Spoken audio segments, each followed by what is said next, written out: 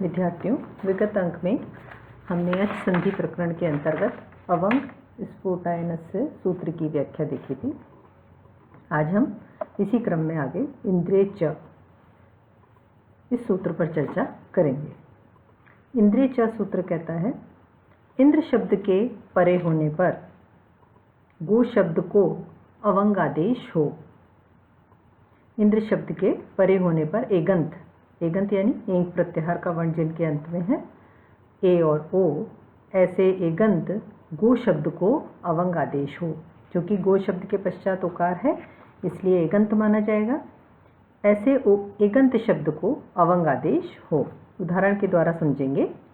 गवेंद्र, गोधन इंद्र, संधि विच्छेद हुआ हमारा। गोधन इंद्र, गो के पश्चात इंद्र शब्द परे है, एगंत गो शब्द आदि में है, इसके पश्चात इंद्र शब्द परे है, इसलिए प्रकृत सूत्र से ओ के स्थान पर अवंग आदेश होकर हमारी सिद्धि होती है। ग हलंत, उसके पश्चात अवंग धन इंद्र। ग की हलंत्यम सूत्र से इत्संज्ञा हो जाएगी। हमारा रूप बनेगा गव धन इंद्र। अब गव में व के पश्चात आकार है और इंद्र जो शब्द है इसके आदि में इकार है। इस अ और ई के स्थान पर आद गुण से गुण ए एकादेश होकर गवेंद्र रूप बनेगा। तो इंद्रिय च सूत्र ये कहता है कि इंद्र शब्द यदि परे हो तो एगंत यदि गो शब्द है तो उसके स्थान पर हम अवंग आदेश ही करेंगे। इसलिए गवेंद्र में ओ जो एगंत गो है इसको अवंग आदेश हो जाएगा और इंद्र शब्द इसके परे है ही, इसलिए अ और ई के स्थान पर गुण होकर गवेंद्र रूप निष्पन्न होगा। इसके पश्चात सूत्र है हमारा अच संधि प्रकरण के अंतर्गत दूरात् धूते च।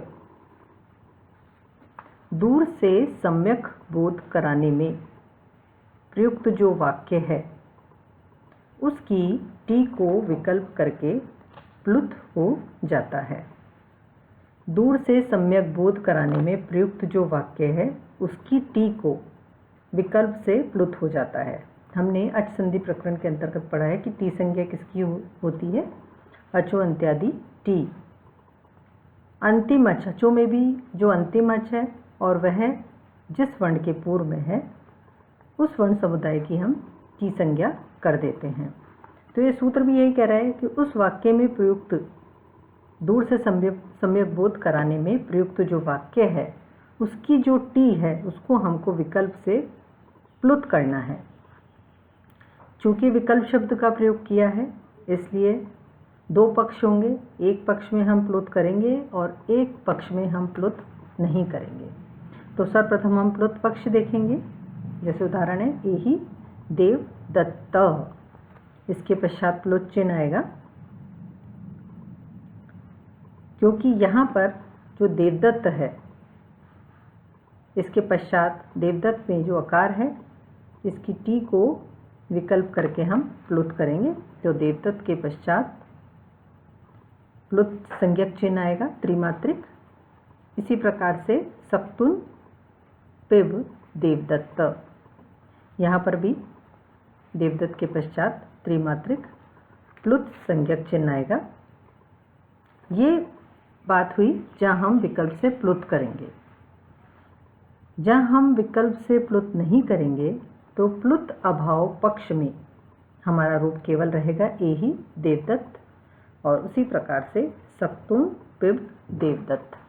यहाँ पर दोनों में ही प्लुत अभाव पक्ष में त्रिमात्रिक जो प्लुत चिन्ह है वो नहीं आएगा।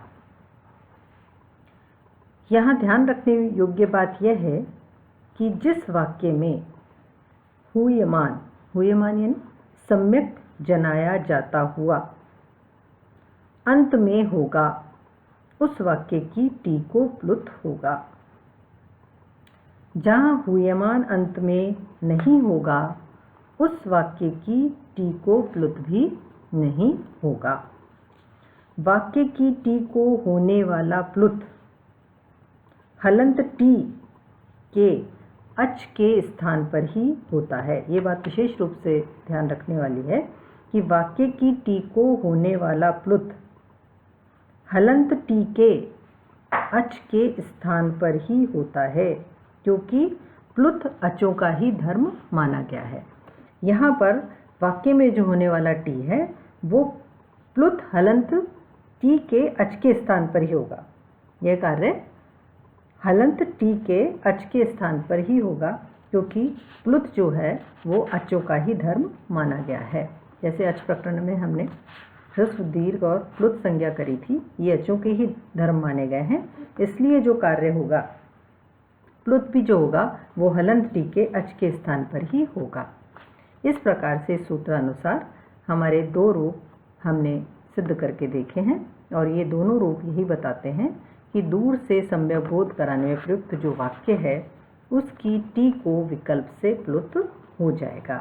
अब ए ही देवदत्त, यहाँ पर जो देवदत्त है प्लुत पक्ष में हम इसके पश्चात त्रिमात्रिक संज्ञक चिन्ह का प्रयोग करेंगे, और सप्तुन पिव देवदत्त, यहाँ पर भी प्लुत पक्ष में हम देवदत्त के पश्चात त्रिमात्रिक स्वर का प्रयोग करेंगे। शेष अगले अंक में समझेंगे।